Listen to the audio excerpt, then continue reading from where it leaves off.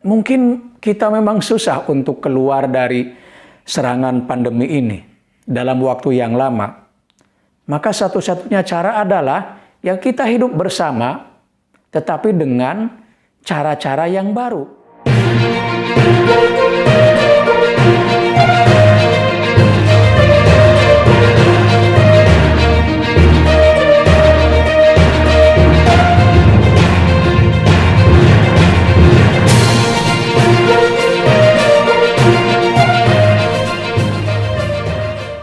Teman-teman, di video ini saya kembali akan menyuguhkan tentang isu-isu terkini, The Current Issue Corner. Dan kali ini tentang konsep yang diintroduksi pemerintah, yaitu New Normal. Apa sih New Normal itu? Ya. Nah, New Normal adalah kehidupan baru atau dengan model baru dalam rangka menghadapi pandemi COVID-19. Nah, atau bahasa yang lainnya ada yang menyebutkan ini semacam berdamai dengan virus. Kenapa begitu? Asumsinya adalah bahwa kita ini atau masyarakat Indonesia khususnya tampaknya belum akan segera pulih dari serangan virus ini, bahkan mungkin dalam waktu yang cukup lama. Karena itu, masyarakat mungkin tidak bisa menghindari sepenuhnya. Maka sekarang kita diminta untuk hidup bersama dengan virus itu, tetapi dengan cara yang benar. Nah, itu new normal itu. Jadi kita tetap hidup bersama virus itu, tapi bagaimana kita bisa menghindar, yaitu dengan cara pola hidup yang sehat, dengan cara melaksanakan protokol kesehatan, rajin mencuci tangan, makanan bergizi, minuman bervitamin, olahraga, dan seterusnya, dan seterusnya. Itulah yang dimaksud new normal. Pertanyaannya adalah, apakah tepat sekarang ini pemerintah mengeluarkan konsep new normal bagi masyarakat kita? Ya tentu saja ini bisa menjadi pendapat yang kontroversial, bisa pro dan kontra. Ya layaknya sebuah opini publik, bisa jadi ada pro dan kontranya.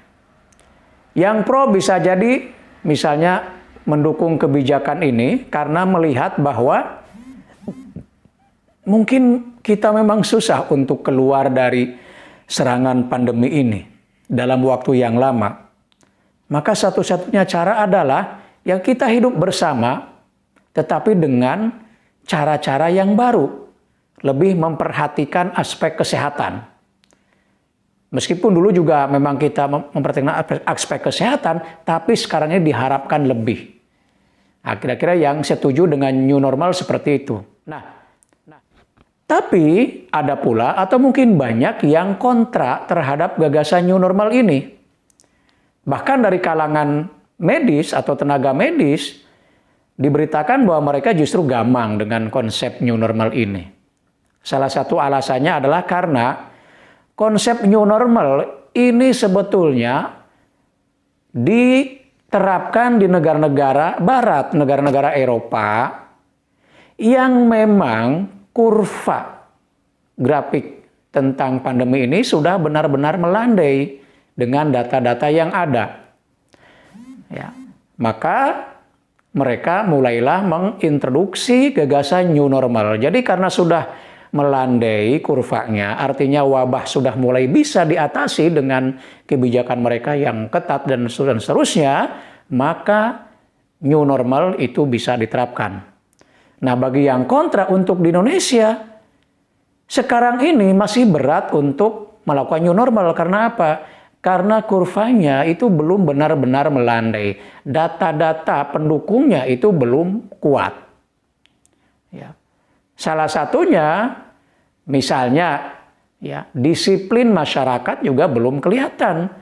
Ketika baru saja pemerintah misalnya mencoba mengurangi PSBB, kita melihat di bandara Ya, orang berdesak-desakan, ada kerumunan, bahkan belum lama misalnya di pasar tumpah ruah, di salah satu pasar di kota di Indonesia, ya orang tumpah ruah berdesak-desakan mencari pakaian. Ini menunjukkan bahwa ada ketidakdisiplinan dan seterusnya. Ya, karena pemerintah seolah-olah memberikan pengurangan, membiarkan gitu ya dengan kejadian seperti itu. Maka bisakah kalau hal seperti ini dibuat konsep new normal dalam kehidupan masyarakat kita? Jadi ini bagi yang kontra, konsep ini bagi mereka mengkhawatirkan karena alih-alih kita akan hidup damai dengan COVID, justru malah ini bisa kembali memperparah, kembali bisa memunculkan klaster-klaster baru. Ya, jadi ini konsep new normal itu ya pro dan kontra ya.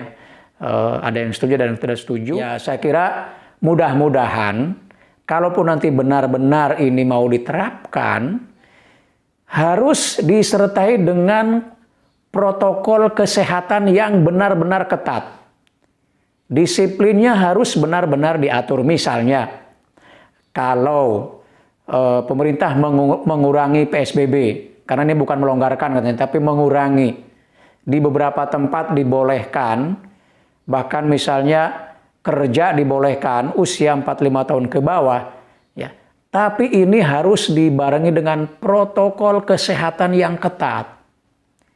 Misalnya di tempat-tempat yang dibolehkan, perbelanjaan tadi dibolehkan, itu harus benar-benar ada yang mengontrol, ada yang mengatur protokol kesehatannya. Jarak tetap harus minimal 1 meter. Nah, misalnya di salah satu perbelanjaan ini bagus juga ya, pihak security itu menerapkan aturan yang ketat. Misalnya yang mau belanja hanya membolehkan 1 orang dari satu keluarga yang masuk, dan masuknya itu 1 persatu, diatur oleh security, dites suhu badan, lalu diberikan semprotan disinfektan, masuk 1 orang. Di dalam juga dikontrol jaraknya. Nah, kalau ini bisa diterapkan, protokol kesehatan yang bisa diterapkan, maka mungkin saja gagasan diterapkannya new normal itu bisa berlangsung dengan baik. Jadi teman-teman, ya mudah-mudahan saja sih penerapan new normal ini bisa diterapkan secara ketat dan kemudian konsisten. Demikian teman-teman, mudah-mudahan ada manfaatnya.